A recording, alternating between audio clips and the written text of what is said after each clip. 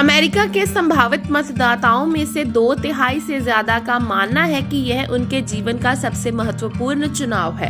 इनमें 72% ट्रंप समर्थक और 70% हैरिस संपर्कर शामिल हैं।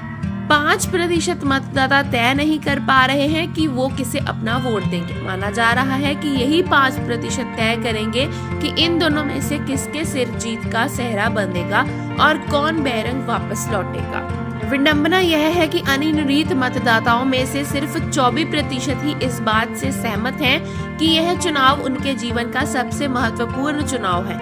ऐसे में जो लोग वास्तव में चुनाव के बारे में परवाह करते हैं, उनके लिए यह कितना दर्दनाक होगा, इसका फैसला कई ऐसे लोगों द्वारा किया जाएगा जो इसकी परवाह नहीं करते। चुनाव के लगभग एक हफ्ते पहले तक कई ऐसे सर्वे आए हैं जिनमें डोनाल्ड ट्रंप और कमला हैरिस के बीच कांटे की प्रतिद्वंदिता दिखाई दी है। कोई भी सर्वे ऐसा नहीं रहा जिसमें एक तरफा जीत मिलती नजर आ रही हो। ऐसे में वर्तमान में ये सर्वे ट्रंप और हैरिस दोनों के लिए अच्छे संकेत और बुरे भी हैं। कई अमेरिकी मानते हैं कि इस चुनाव में बहुत कुछ दांव पर लगा है। इसके बावजूद स्विंग स्टेट और अनिर्णित मतदाता दोनों ही प्रत्याशियों की मुश्किलों के बढ़ा रहे हैं। चुनाव की रात तक यह अनुमान नहीं लगाया जा सकता है कि चुनाव में किसकी जीत होगी या किसकी हार होगी। कमला हैरिस की जीत का सबसे आसान रास्ता मिशिगन, पेंसिल्वेनिया और विस्कॉन्सिन के ब्लू वॉल राज्यों को जीतना है। अगर यह सन बेल्ट बैटलग्राउंड जॉर्जिया, नेवादा और उत्तरी कैरोलिना में हार जाती हैं, तो नेब्रास्का में दूसरे जिले और 2022 में जो बाइडेन द्वारा जीते गए अन्य सभी राज्यों के साथ 3 ग्रेट लेक्स राज्यों को अपने साथ लेकर हैरिस को ठीक 270 इलेक्टोरल वोट मिलेंगे। इन 3 देशों में मतदाता औसत हैरिस और ट्रंप के बीच अभी 1 अंक से कम अंतर दिखाते हैं। अगर यह चुनाव के बीच तक बना रहता है तो यह कम से कम 50 वर्षों में पहली बार होगा जब उन 3 राज्यों में से किसी को भी अंतिम औसत अंतर 1 अंक के भीतर होगा।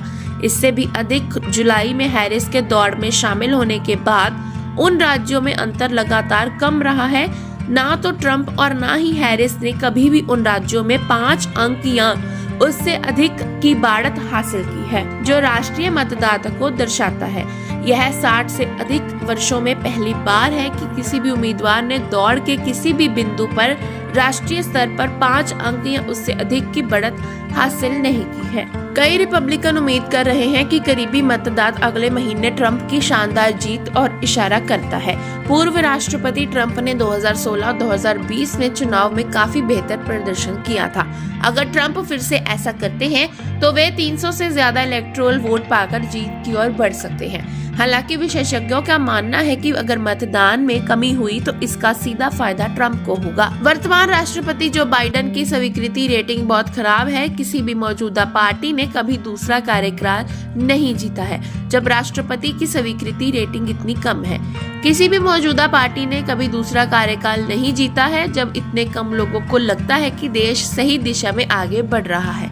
हालांकि इन अवसरों का लाभ उठाने में ट्रंप चूक भी सकते हैं। 2016 के चुनाव में ट्रंप अपनी प्रतिद्वंदी हिलेरी क्लिंटन से कम लोकप्रिय थे, लेकिन इसके बावजूद उन्हें जीत हासिल हुई थी। 2022 के मध्यवादी चुनाव में रिपब्लिकन ने खराब प्रदर्शन किया था। इससे आदेशा है कि ट्रंप के लिए भविष्य की राह आसान नहीं रहने वाली है।